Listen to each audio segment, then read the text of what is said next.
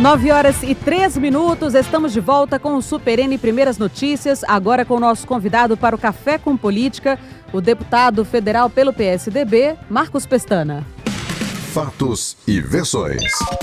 O que vai impactar a sua vida agora no Café com Política.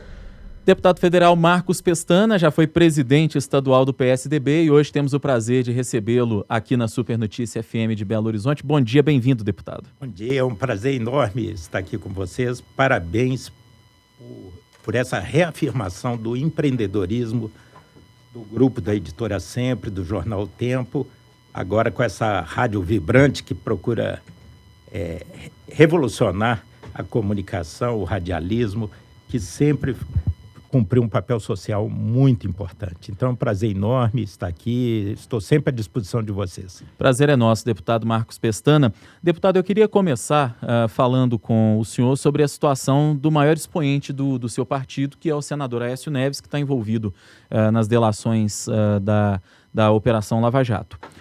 Agora há pouco a gente conversava com a nossa comentarista Raquel Faria, e a Raquel falava que existe uma possibilidade cada vez mais real, mais premente, da prisão do senador Aécio Neves, que hoje é senador afastado diante dessas delações, enfim, de toda essa polêmica. Qual é o clima no PSDB hoje, diante de tudo isso?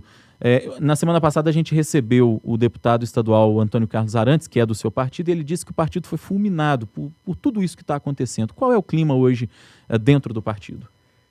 Em primeiro lugar, é preciso contextualizar a realidade brasileira. Nós vivemos um momento extremamente delicado, angustiante, onde se tem uma combinação explosiva, uma crise econômica aguda, com desemprego atingindo 14 milhões de brasileiros, uma perda de poder de compra, as famílias endividadas, um momento onde a economia brasileira ameaçou estar à beira do abismo. Nós estávamos começando a recuperar ela.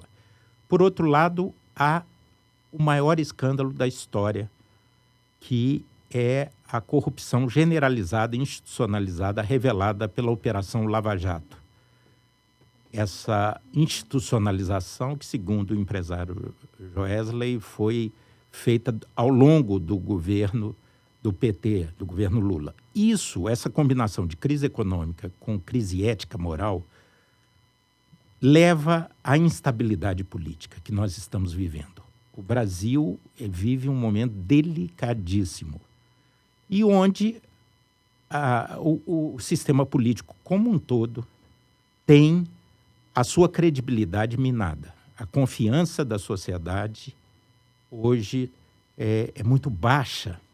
Isso é um fenômeno universal, nós assistimos na França recentemente, mudanças substantivas, mas aqui no Brasil, hoje, a população está com misto. A pessoa que está nos ouvindo aqui na Rádio Super está com misto de revolta, desânimo, pessimismo, indignação e de desconfiança em relação às lideranças. Eu lembro quando eu comecei meu primeiro mandato muito novo, 22 anos, com 22 anos em Juiz de Fora, sendo vereador, a minha primeira eleição, 35 anos atrás, eu tinha uma admiração profunda por Ulisses Guimarães, Tancredo Neves, Mário Covas, Franco Montoro. Hoje, o líder tem que ser exemplo, tem que gerar confiança. Eu olhava para o Ulisses, para o Tancredo, para o Teotônio Vilela, para o Mário Covas e falava assim, eu quero ser igual a eles. Hoje, a confiança essa corrupção generalizada está espalhada. Isso acabou respingando no Aécio, que é preciso registrar. Foi o maior governador de Minas desde JK. Fez um governo notável. É um político dessa geração nascida em 60, o mais talentoso, talvez. Mas o senhor acredita que ele errou? Não, errou. Ele teve uma conversa inadequada, e ele reconhece isso, com um empresário que é um réu confesso, um delator, que estava gravando para gerar provas. Eu não acredito que o Supremo vá caminhar, porque não há crime configurado. Na verdade, o senador, em sua defesa, e é muito importante, o Estado de Direito Democrático foi criado no mundo, a democracia moderna nasceu para proteger a minoria e o cidadão contra a voracidade repressora do Estado. Então é preciso cultivar os valores do Estado de Direito Democrático. Amplo direito de defesa, presunção de inocência, ninguém é culpado até que se prove em contrário, e o devido processo legal. Mas eu não acredito, porque não há crime configurado no caso do Aécio, e o que está se alegando é uma tentativa de obstrução de justiça que, de todo, não existe. Ele, respeitosamente, a decisão do Supremo, que é um tanto estranha, porque não há previsão de afastamento. Ou bem a pessoa está no mandato, ou bem ela é cassada. Não existe esse meio de campo no nosso ordenamento jurídico. Mas eu acredito que a verdade vai se restabelecer. Nós temos que assegurar a todos que são denunciados, amplo direito de defesa. É preciso ter muito cuidado com o faroeste jurídico. Mas, deputado Marcos Pestana, esse é um posicionamento do senhor em relação ao senador Aécio Neves, ou o PSDB está solidário?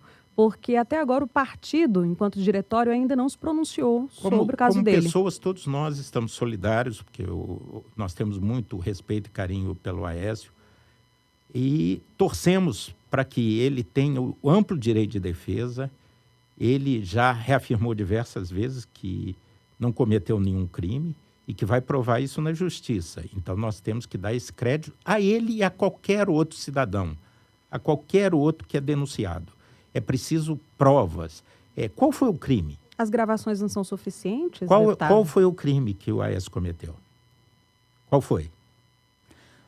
Ele é Qual foi o suspeito crime? de ter solicitado R$2 milhões para cumprir com a defesa dele na Lava Jato. É o que ele está sendo acusado. Na verdade, isso é o que ele falou ao partido, e isso é comprovado por outros empresários. Ele ofereceu um apartamento da família, que era da sua mãe, herança do ex-marido dela, e ofereceu a outros 4 empresários.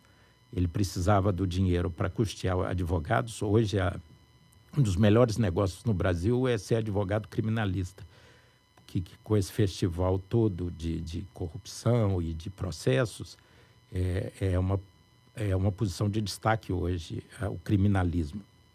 E ele precisava pagar. Ele disse que ofereceu, e eu tive a confirmação de uma das pessoas que ele disse que realmente o apartamento foi oferecido, e ofereceu a esse diretor da JBS, que estava treinado e com o planejamento de gravar, num gesto de ousadia, o presidente da República e um senador da República. E, ao criar essa situação, ele introduziu essa questão do empréstimo de R$2 milhões.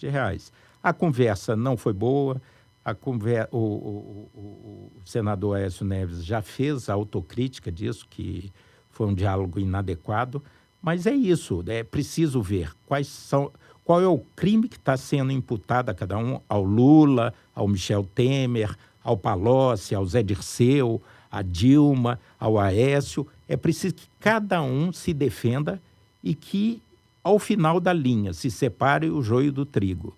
O importante é não ter faroeste. Nós não vivemos no Velho Oeste. Mas o na corrida do ouro, deputado... Atirar antes para perguntar depois? Me desculpa interrompê-lo, mas o PSDB não estimulou esse faroeste político com um certo sectarismo também ao longo dos últimos anos, não? Isso foi uma característica das últimas décadas, essa polarização excessiva, principalmente entre PT e PSDB, mas eu sempre fui muito cuidadoso. Mesmo quando o foco estava no ex-presidente Lula, vocês jamais viram eu fazendo um discurso ou entrevista tripudiano, sem ter elementos, seja contra o presidente Lula, contra o governador Pimentel, porque eu sou de uma outra escola.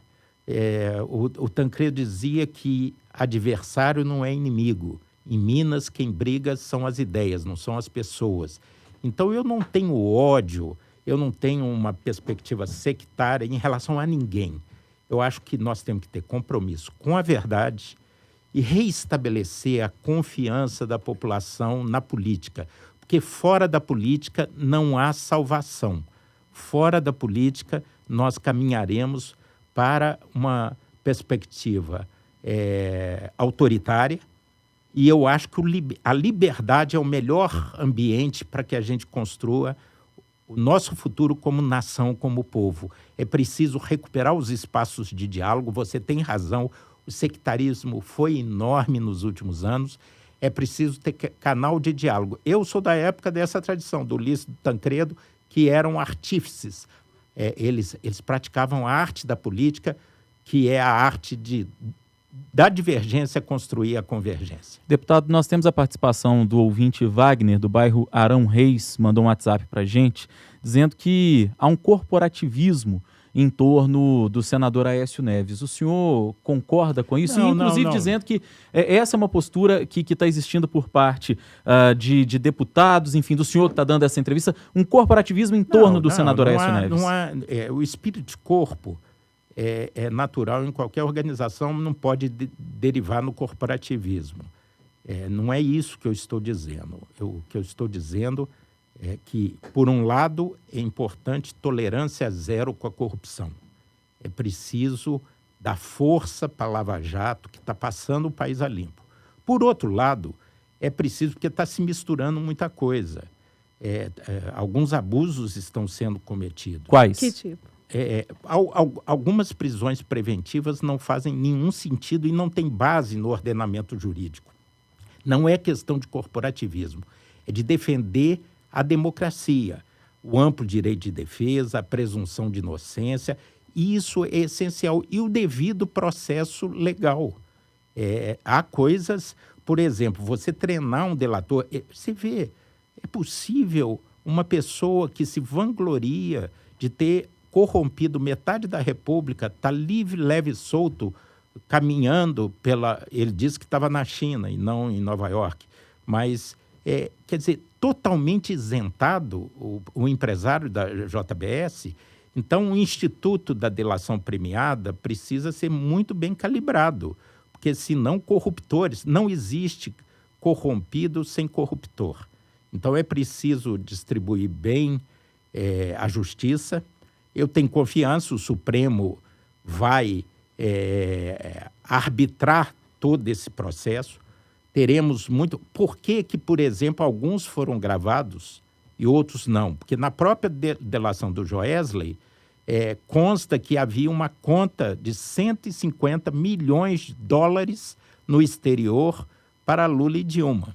Então, por que o Ministério Público e a Força Tarefa, a Polícia Federal, não também armaram uma gravação com o ministro Manteiga, com a presidente Dilma, com o presidente Lula? O senhor acha que esse tratamento com o Joesley coloca em xeque a credibilidade da Lava Jato? Não, eu acho que pesos e contrapesos, é um aprendizado. A figura da delação premiada é nova no ordenamento jurídico brasileiro, é uma lei muito recente, de 2013.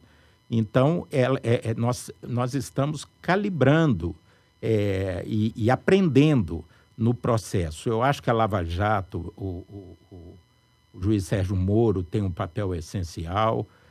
Nós temos que preservar as instituições. Eu tenho uma visão muito institucionalista. Eu tenho 35 anos de vida pública, tenho orgulho de ter me dedicado à administração pública e à política. Eu comecei com 16 anos no movimento estudantil. A política é essencial, é a grande ferramenta de mudança da vida, de melhorar a vida das pessoas. Todas as decisões, a qualidade da educação, o acesso à saúde, a distribuição de renda, os impostos, a aplicação do orçamento, tudo passa pela política. E não há jeito de ter política se não for na democracia, com instituições como o Parlamento, Congresso, partidos. E, portanto, o que nós temos que, nesse grande maremoto que estamos vivendo, é sobreviver, é que o Brasil saia melhor lá na frente. O que nós não podemos é virar uma republiqueta de quinta categoria e julgarmos nossa economia pelo desfiladeiro, porque o nosso compromisso número 1 tem que ser com os 14 milhões de desempregados. Deputado, o senhor classificou a conversa que o senador Aécio Neves teve naquela gravação como inadequada. Onde e em que o PSDB errou ao longo desse processo todo, envolvendo a Lava Jato, todas essas delações? Onde é que o seu partido errou? Não, o PSDB sempre apoiou a Lava Jato, apoiou o processo de impeachment quando foi configurado claramente a transgressão, foi configurada a transgressão às leis, ao ordenamento jurídico, à lei de responsabilidade fiscal e também à corrupção generalizada. Então, a sequência natural, nós não erramos em apoiar e participar do governo Temer, foi uma consequência natural de responsabilidade com o país, com a população brasileira, já que nós lideramos a tirada do poder da presidente Dilma, porque ela cometeu crimes contra a ordem fiscal, e agrediu a Constituição e esse ambiente de corrupção generalizado, o natural é que a gente participasse. Então, eu não vejo erro. E nós temos tido uma atitude muito ponderada em relação ao presente. Nós poderíamos jogar para a plateia, sair do governo Temer, denunciando tudo e todos e tentando posar de os diferentes, os limpos. Mas há uma generalizada. Muitos dos nossos estão sendo investigados. Então, é preciso ter muito cuidado, porque muita gente honesta, olha, muita gente não sabe. Teve um executivo de porte médio que ficou 9 meses preso, foi inocentado. Durante isso, a mulher separou e o filho tentou suicídio. Quem repõe isso? Ele foi inocentado. Então, é preciso ter muito cuidado na aplicação da justiça. Deputado, e sobre a prisão da irmã do senador Aécio Neves, o senhor acha que a Andréa Neves, o senhor acha que ela se encaixa nesses abusos que o senhor citou agora há pouco? Olha, eu não sou jurista, eu sou economista, gestor público e deputado. Eu não sou um especialista, mas sou um curioso sobre a questão do direito, das liberdades civis, das liberdades democráticas. No meu ponto de vista, a prisão de Andréa Neves não tem o menor fundamento a prisão preventiva.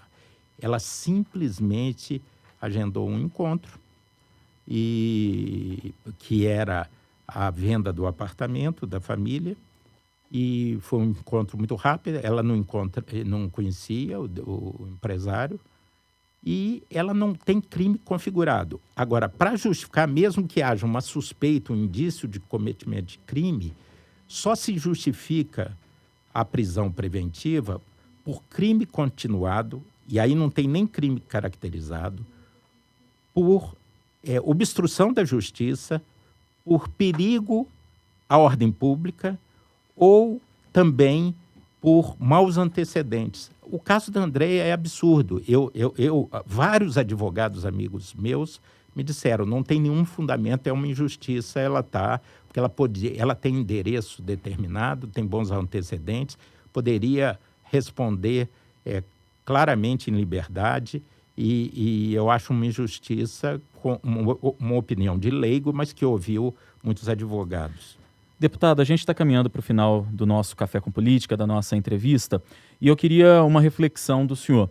Com todos esses escândalos, o PSDB fica seriamente prejudicado e com uma candidatura à presidência da República, seja lá quem for o candidato, seja o governador Geraldo Alckmin, o prefeito de São Paulo, João Dória, essa candidatura fica seriamente prejudicada para o ano que vem, a presidência da República? Não acredito, porque esse quadro desconfortável e nebuloso abraçou todo o espectro político, de A a Z.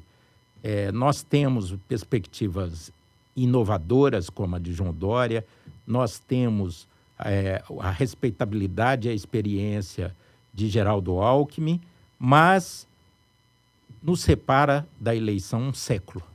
Em tempos de crise, 1 ano, porque nós estamos exatamente a 1 ano de começarmos a campanha presidencial de 2018.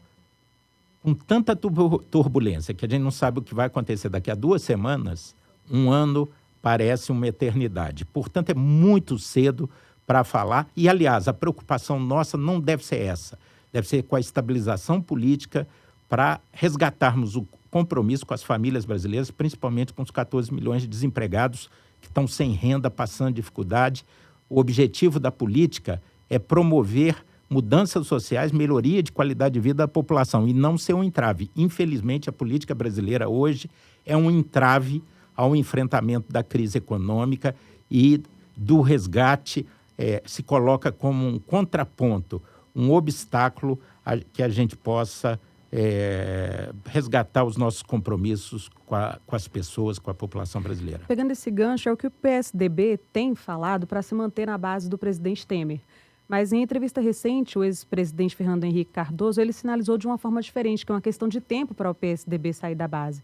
Que ele não acredita em covardia do partido. O senhor concorda com ele? É uma questão de tempo para o PSDB sair ou vai se manter por causa das reformas? A situação é delicada e instável. Há uma série de denúncias importantes que têm que ser apuradas, mas o presidente Michel Temer sequer está indiciado também. Uma coisa é a voz do delator, é palavra contra palavra. Agora, é preciso provas, fatos materiais.